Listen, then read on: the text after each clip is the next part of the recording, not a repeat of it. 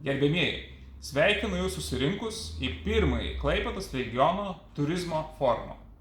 Tikrai norisi padėkoti už šią puikią iniciatyvą Klaipėdos rajono savivaldybei, kuri subūrė visas 7 savivaldybės tam, kad galėtume kalbėtis apie tai, kaip Lietuva, jų pajūrio krašto savivaldybės gali nematyti viena kitoje konkurentų, bet veikti kartu tam, kad konkuruoti siekiant realizuoti visos Lietuvos, ne tik jūsų regiono prioritetą, tai yra kovoti